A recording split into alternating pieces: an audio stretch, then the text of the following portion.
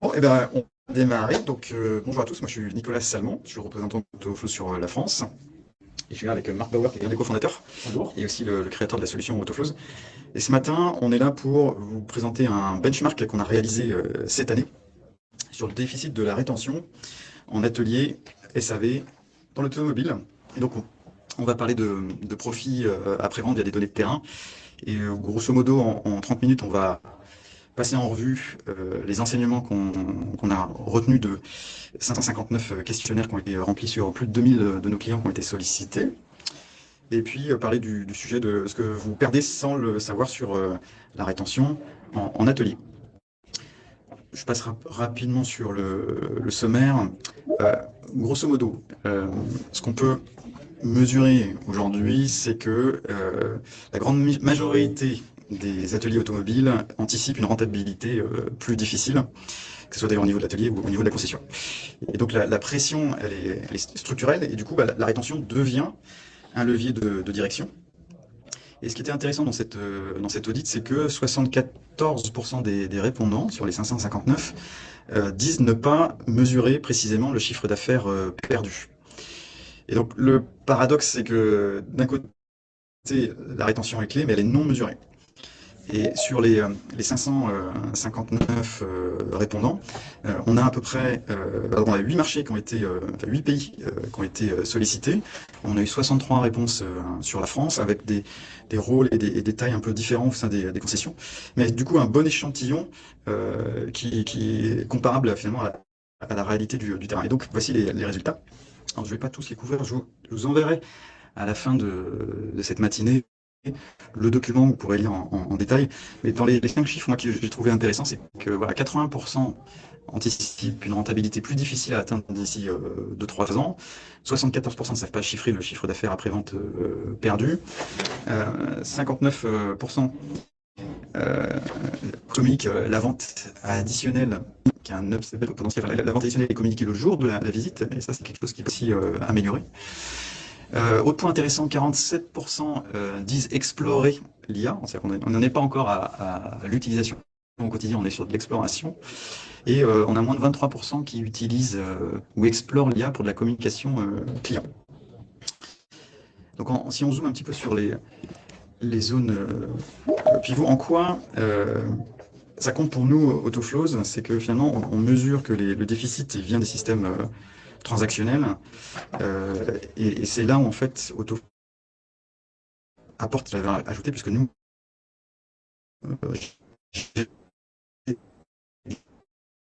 voilà. Alors du coup, j'en étais si je reviens sur le benchmark, je vais couper la caméra, comme ça c'est peut-être ça qui va. Ça fera un peu plus de bande passante. Sur le benchmark, dans les résultats clés, donc sur les 559 répondants, il y a 4 résultats clés qui sont vraiment intéressants.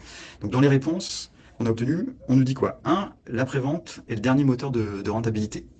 2, le déficit de rétention coûte plus cher que prévu. 3, la vente additionnelle est défaillante mais pas réparable, est défaillante mais réparable, c'est-à-dire qu'on peut faire mieux. Et 4, la communication client est devenue vraiment la priorité numéro 1. Alors, dans le premier constat, en fait, ce qu'on dit, c'est 80% ce qu'on mesure, pardon, on le voit à droite, c'est que 80% des concessions s'attendent à ce que la rentabilité soit plus difficile. Ce qui se passe, c'est que la profitabilité durcit, d'abord sur effectivement les véhicules neufs, mais aussi sur finalement la fidélité des clients en atelier. Donc l'enjeu, finalement, c'est de sécuriser le profit récurrent que propose l'atelier. Et pourquoi? C'est que de plus en plus, en fait, on voit que le chiffre d'affaires atelier permet de couvrir les charges fixes de la concession. Donc si on regarde où est le profit, alors le profit, et ça c'est sur la base des réponses aussi qu'on a pu obtenir, numéro 1, l'après-vente de base. Et ça, c'est 502 répondants sur ces 599. Et en 2 et 3, on a les ventes de véhicules d'occasion et ventes de véhicules neufs. Ce qui est intéressant aussi, c'est que ce qui est mesuré, c'est que 13% du chiffre d'affaires en atelier, enfin ce que représente l'atelier, 13% du chiffre d'affaires par rapport à la concession, représente 50% du profit. Donc finalement, ça veut dire quoi? C'est que chaque euro après-vente vaut plus. Donc c'est là où c'est un vrai moteur de rentabilité. Donc du coup, combien on perd? Eh ben, en fait, 74% des gens qui ont répondu au benchmark disent en fait ne pas mesurer clairement le chiffre d'affaires d'après-vente qu'elles perdent. Et donc, on ne quantifie pas la fuite, et donc forcément, c'est un impact dans le temps. Alors, ce graphique-là, je trouve que c'est peut-être le plus intéressant, c'est que si on regarde à droite, on voit que entre l'année 0 et l'année 8, la valeur moyenne d'une facture sur un entretien véhicule est multipliée par 3. Donc la valeur triple sur 8 ans. Et si on regarde à gauche, ce qu'on retrouve sur la plupart des ateliers, en fait, c'est que le taux de fidélité, il baisse. Pas forcément parce que les gens cherchent moins cher ailleurs, c'est qu'au début, leur véhicule est tout neuf, ils connaissent exactement les dates auxquelles ils doivent venir ramener le véhicule ou les kilomètres auxquels ils doivent ramener le véhicule. Mais petit à petit, finalement, la relation s'étiole et puis certains oublient ou d'autres vont voir ailleurs, quoi. Donc, finalement, la conclusion, c'est quoi? C'est qu'on perd les clients quand ils deviennent rentables. Et donc l'opportunité, c'est finalement si on améliore à partir de l'année 4, voilà, 4, 8, 4, 6, 8, si on améliore le taux de rétention, ben, un petit gain en taux de rétention va avoir un gros impact sur le chiffre d'affaires. Et ce qui est mesuré, c'est que 10% d'amélioration de la rétention sur la prévente génère 30% de croissance en plus. Et c'est en ça que l'on dit que la rétention est un multiplicateur. Alors pourquoi ça avance pas? On a, heureusement, 62% des répondants qui disent quand même mesurer la rétention. Par contre, on a vu tout à l'heure qu'ils ne mesurent pas le chiffre d'affaires potentiel perdu. Donc heureusement, il y a une mesure de la rétention qui pourrait être meilleure, mais on a aussi finalement que 30% des répondants qui disent agir de manière proactive sur les clients à risque. Et l'autre point qui est assez notable, c'est que le taux de responsabilisation qu'on voit en bas est faible. Donc le blocage, il est suivant, il n'y a pas de responsable et il n'y a pas d'activation. Et donc c'est là où en fait il y a clairement une opportunité. Donc aujourd'hui, on l'a vu sur les ventes additionnelles, typiquement les ventes additionnelles se jouent le jour même. Donc il y a clairement des enjeux d'anticipation. Et c'est quoi le frein numéro 1 à la vente additionnelle? Donc, voilà, on a posé la question et les réponses sont organisées comme suit. Qu'est-ce qui bloque une vente additionnelle? 47% nous disent eh ben, en fait ça nécessite un nouveau rendez-vous parce que finalement on n'a pas le temps programmé, on n'a pas le temps disponible pardon, en atelier. Deuxième réponse aussi, c'est en fonction des disponibilités du personnel, tous ne sont pas formés à traiter cette vente additionnelle. Et puis ça c'est assez classique, 24%, il y a une certaine résistance des clients. Et quand est-ce que vous communiquez la vente additionnelle? En fait, c'est majoritairement le jour J, c'est-à-dire que c'est soit pendant la visite, 45%, soit lors de la prise de rendez-vous initiale, ça ce qui est pas mal, soit c'est à réception du véhicule, ou enfin c'est après rendez-vous mais avant la visite. Et donc, en fait, la vente additionnelle, c'est pas un problème finalement commercial, c'est un problème de timing. C'est comment réussir finalement à anticiper la communication, anticiper les besoins pour pouvoir planifier. Par exemple, traiter la douleur numéro 1, c'est d'avoir le temps et les disponibilités en atelier pour le traiter et d'avoir les personnes pour les traiter. Donc, un des enjeux, c'est de... Alors, je dirais il y a deux enjeux. Un, c'est de bien connaître le véhicule et ses besoins. Donc, en ça, oui, l'IA peut aider. Et puis deux, c'est communiquer en amont, à la fois en direction des clients pour lui parler de ce dont il pourrait avoir besoin. Et puis deux, en interne pour pouvoir planifier le temps nécessaire. Et donc, constat numéro 4 sur la communication client. Les concessions, aujourd'hui, elles savent, grosso modo, où se trouvent les opportunités. Et donc, sur les 599, 322 nous ont dit que opportunité numéro 1, pour eux, ça va être sur la communication client. Opportunité numéro 2, ça va être sur la vente additionnelle. Et opportunité numéro 3, ça va être sur l'optimisation des processus. Donc, on l'a vu tout à l'heure, 53% n'explorent pas l'IA, moins de 23% utilisent l'IA sur la communication. Donc, il y a aujourd'hui une opportunité concurrentielle pour les premiers entrants. Et en fait, c'est pas forcément un sujet très tech d'intégrer euh, de, de l'IA pour améliorer sa communication. Ce qu'on peut voir, c'est que, je disais tout à l'heure, 53% de l'espace. Je dirais ce qui est le plus intéressant, c'est peut-être les 4% qui sont en bas à gauche. C'est qu'il n'y a que 4% des concessions qui ont aujourd'hui un système d'IA pleinement opérationnel. Et tout le reste, c'est soit en cours de déploiement, d'expérimentation, ou alors c'est pas utilisé. Et donc c'est en ça qu'il y a aujourd'hui, pour ceux qui décident d'y aller, une opportunité vraiment différenciante sur leur secteur. Et dans les usages, on le voit, les usages principaux à droite, ça va être sur de la communication automatisée, sur des chatbots, et puis après l'assistant technicien. Donc on est majoritairement sur des opportunités de communication. Alors, plan d'action. Ce qui peut être actionnable, c'est de 1, voir le déficit et à tout à chacun de créer son tableau de bord de rétention par âge de véhicule, mesurer la valeur vie client et faire le bilan par la data. Ensuite, se l'approprier et donc désigner une personne qui est responsable de la rétention et pas une responsabilité partagée. Et ensuite, du coup, d'agir et d'activer ces fenêtres de communication sur de la communication anticipée et de la communication bien ciblée. Alors, je vous propose un petit exercice et vous mettrez votre résultat dans le chat. C'est prenez une minute pour répondre à ces 4 questions et puis vous pourrez comparer votre score avec le petit tableau qu'on a mis en bas à gauche. Je vous laisse une minute pour le faire et puis je vous invite à mettre votre chiffre dans le chat.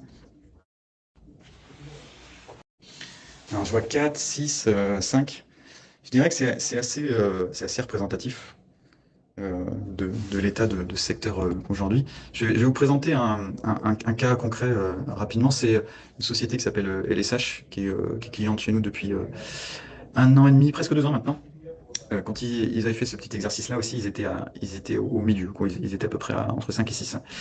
Et ils avaient un taux de retour, c'est des véhicules qui revenaient en atelier après un premier service qui était de 40,6%. Ils traitaient plus de 24 000 véhicules et ils avaient près de 10 000 qui revenaient sous 12 mois. Et en fait, en mettant en place, en l'occurrence c'était Autoflows, mais en gros c'est une IA contextuelle qui connaît précisément les véhicules et ses besoins, ils sont passés en 12 mois à presque 57% de taux de retour, et avec 23 000 véhicules suivis. Alors c'est en fait logique qu'il y ait moins de véhicules, parce que justement en réactivant de manière automatisée les automatisés, notamment d'identifier ceux qui avaient vendu leur véhicule, ceux qui avaient déménagé, et donc ça a permis de nettoyer la base. Et donc ils ont eu, par contre, les 57% ont permis de faire revenir 13 000 véhicules. Et je dirais que s'il y a un seul chiffre qui est intéressant sur cette slide, c'est que chez eux, ça générait un peu plus de 600 000 euros d'EBITDA additionnels. Et toujours sur les SH, là où c'est extrêmement bénéfique pour eux, c'est que d'abord, ça a permis d'enrichir les données et puis d'augmenter de 15% les conversions de rappel à distance. Ça a permis d'activer les clients de manière automatisée et ils sont passés d'un taux qui était inférieur à 10% à plus de 50% de conversion après les premiers contacts de rappel. Et là où c'est même encore plus intéressant, c'est que quand on crée des campagnes, on cherche toujours à valoriser l'humain, quand on a des mesures de contact chaud ou tiède, on peut tout à fait les envoyer vers le centre d'appel. Et en l'occurrence, ils ont 60 personnes qui appellent. Et donc la donnée qui leur a été envoyée était tiède ou chaude. Et ça leur a permis d'avoir des taux de conversion au téléphone entre 60 et 80%, ce qui est juste exceptionnel. Donc du coup, ça a aussi finalement réduit la pression sur les équipes en interne parce qu'ils traitaient de la donnée qui était plus tiède. Et après, les listes d'appels intelligentes, puisque finalement, Autoflows est capable d'identifier à quel moment le véhicule doit passer en atelier, et bien, on rappelle en beau moment, et ce qui fait que là où ils étaient sur des délais moyens de 335 jours avant que les gens finalement reviennent, ça a réduit à 228. Donc les cycles ont été plus courts et les véhicules sont revenus plus vite. Et enfin, le dernier volet qui était hyper intéressant dans le cas LSH, c'est qu'ils ont aussi, grâce à Autoflows, créé des campagnes de vente additionnelles hyper ciblées. Et comme on connaît le véhicule, on est capable d'anticiper la communication sur les éventuels besoins supplémentaires avant que le véhicule arrive. Ça a généré un chiffre d'affaires supérieur, annuel supérieur à 5 chiffres. Je vous enverrai dans le PowerPoint, vous pourrez voir la vidéo et le témoignage. Donc voilà, on arrive à la fin de cette présentation. Je vous enverrai tout ça. J'espère que ça vous a apporté un certain éclairage intéressant. Je vous invite à conserver le score que vous êtes calculé. Vous verrez dans la vidéo, mais regardez ce que LSH a réussi à obtenir. On vous invite à nous rejoindre à Copenhague pour un sommet de la prévente qui aura lieu le 20 mai, où vous aurez des experts qui viendront prendre la parole pour parler de leur expérience de l'intégration de l'IA contextuelle dans leurs ateliers. Et pour ceux qui vraiment ne pourraient pas, parce que le 20 mai va arriver vite, je voudrais vraiment que vous repartiez aujourd'hui avec quelque chose qui soit bénéfique pour vous. Et donc du coup, que vous veniez à Copenhague ou vous ne puissiez pas venir, on vous propose gratuitement un rapport d'impact client qui est un audit complet en fait sur la rétention, sur votre historique DMS. C'est un audit, ça nous prend à peu près 3 semaines hein, pour le réaliser, donc c'est une valeur forte. Là, sur les 36 prochaines heures, je m'engage à vous le faire gratuitement. Pourquoi on le fait? C'est parce qu'on on conçoit que aujourd'hui la data n'est pas forcément bien maîtrisée. On a besoin de la data pour bien gérer mieux gérer son business. On le fait aussi parce que on a envie de se faire mieux connaître sur la France. Et c'est pour ça que voilà, cet audit-là qui vaut par groupe, c'est minimum 12 000 €. On vous l'offre. Alors, s'il vous plaît, ne partagez pas ce lien. C'est vraiment pour ceux qui sont aujourd'hui présents, qui font l'effort de venir. Et ce lien est valide de 36 heures. C'est vraiment quelque chose qui va vous aider. Il n'y a aucun engagement commercial. On vous délivre l'audit complet sur la rétention client en atelier pour votre groupe. Voilà, je ne sais pas si vous avez quelques questions. Marquez-la à côté de moi aussi si vous avez besoin. Profitez du fait qu'il soit présent. Voilà. Est-ce que certains, je vois Hugues ou Charles ou Pierre, est-ce que vous avez des questions par rapport à ce qui a été présenté? Est-ce que ça vous a paru déjà intéressant? Est-ce que c'est en lien avec ce que vous vivez?